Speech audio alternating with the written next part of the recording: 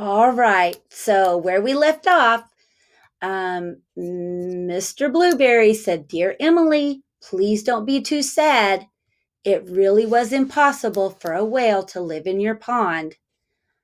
Friends, this is fantasy. And in our story, it's a fantasy. It's made up. It's fiction. But was there a whale in Emily's pond? Even though Mr. Blueberry didn't think it was possible? Let's see what happens next. So, where we left off, maybe Emily was a little sad because her whale had left, and Mr.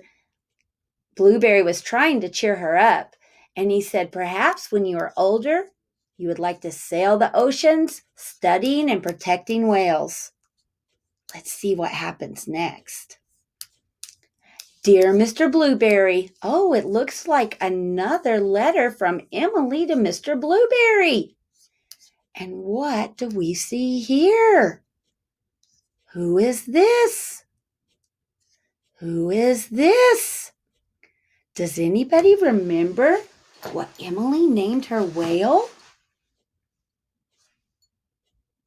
Did you say Arthur? That's right. And it's right here. Dear Mr. Blueberry, it's been the happiest day. So that's an exclamation point. We know it's a sentence. It starts with a capital letter, and it's a group of words. All the words are separated by a space, and it ends with punctuation. And we'll read it like this. Dear Mr. Blueberry, it's been the happiest day.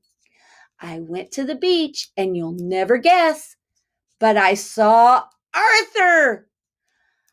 I called him, and he smiled. I knew it was Arthur because he let me stroke his head. I gave him some of my sandwich. And if you see this is called ellipse, ... We call it ellipse.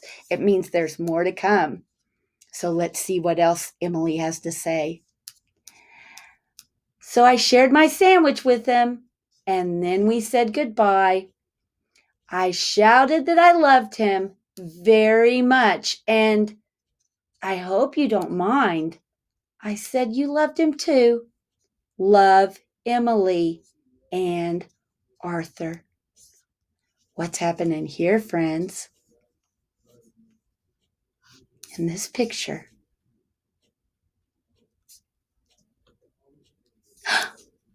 The end. Friends, what'd you think about that story? I loved it. Most of all, I loved reading it to you all. All right, friends. See you tomorrow.